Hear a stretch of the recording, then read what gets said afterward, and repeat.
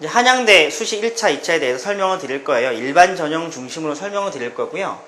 우선 한양대 수시 1차 같은 경우에는 학업 우수자 전형이 있고요. 대학별 고사가 없습니다.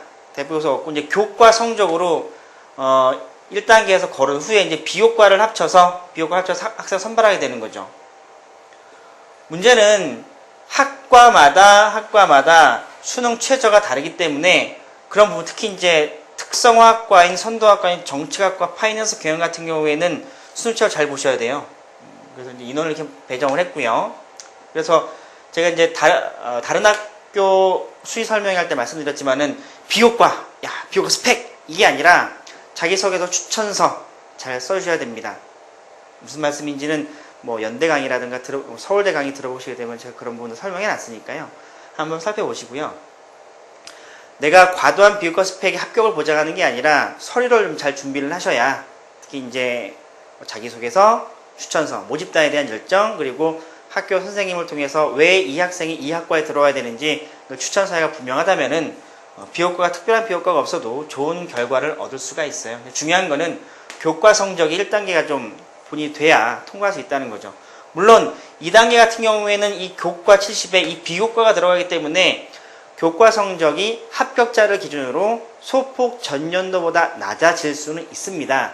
하지만 이거는 전형의 특징 때문에 그런 거지 전체적으로 한양대 위상이 낮았다는 그 의미는 아니에요. 그러니까 학교에서도 교과 성적만 보고는 조금 애매하니 학생이 과연 학교에서 어떤 활동을 했는지 그런 것까지 보고 학생들을 객관적으로 구체적으로 선발하겠다는 의지가 보이는 전형 요소라고 보시면 됩니다. 이거 의예과죠? 한양대가 의예과가 있으니까요. 의예과 같은 경우에도 이제 수리 면접이 들어갑니다. 수리 면접이 들어가고 수능 최저 확인하시면 되겠는데, 수리 면접에 대해서 이제 학생들의 변별되는 점수 폭이 좀 크니까 보통 환산 점수 봤을 때 한 8점에서 9점 정도 보신다면 돼요. 그러니까 그 진학사 사이트 회원 가입하셔서 본인의 학생부 성적 입력하신 후에 예상 컷들이 나오거든요.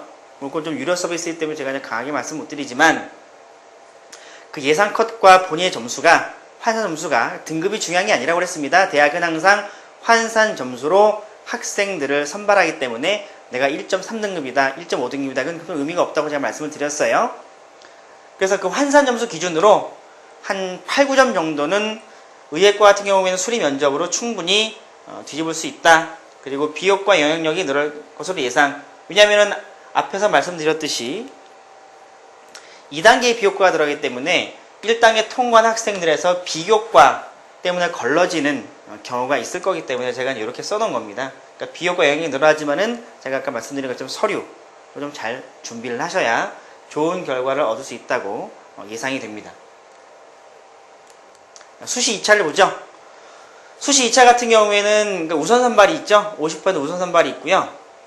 우선 보시게 되면 교과랑 비교과랑 논술이 있습니다. 논술 같은 경우에는 좀 반영 비율이 크고요. 한양대 같은 경우에는 뭐 한 2년 전 기준으로 보게 된다면은 인문계열 학생들 같은 경우는 논술로 뒤집는 폭이 한 5점 정도 되고요. 자연계 학생들 같은 경우 대략 한 8점 정도 가능합니다. 환산 점수 기준으로. 그러니까 이 논술로 본인이 좀 학생부 성적이 부족하다면, 그리고 논술 준비가 잘 돼 있다면은 지원해 보시는 것도 좋은 방법이기도 하죠. 이렇게 이제 일괄 합산으로 가게 되면 교과 성적이 좀 낮아도 논술로 뒤집을 수 있는 가능성이 높기 때문에 논술을 좀 준비하시는 게 도움이 될 듯 합니다. 또 특징적인 공학인재 전형과 중복 지원이 가능하니까 뭐 특별 전형이 있어요. 공학인재 전형이라고 지원하시는 것도 좋죠. 그리고 일반 선발입니다. 그러니까 아까 말씀드린 거는 50% 우선 선발, 그러니까 논술을 잘 쓴 친구들을 뽑고 싶다. 일반 선발 같은 경우에는 논술보다는 학생을 좀 더 보겠다, 뭐 이 얘기인 거죠. 그래서 큰 차이는 없습니다. 반영 비율만 차이가 나는 거고요.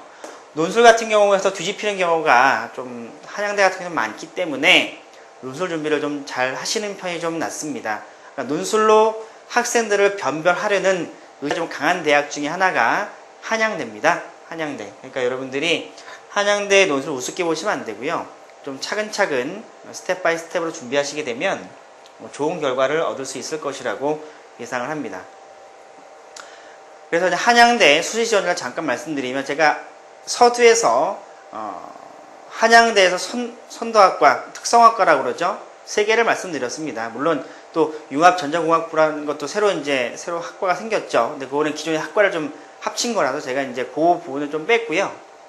파이낸스 경영 정책학과 그리고 에너지공학 같은 경우에는 학교의 혜택이 워낙 지원이 잘 되어 있기 때문에 한번 여러분들이 지원해 보시는 건 좋다.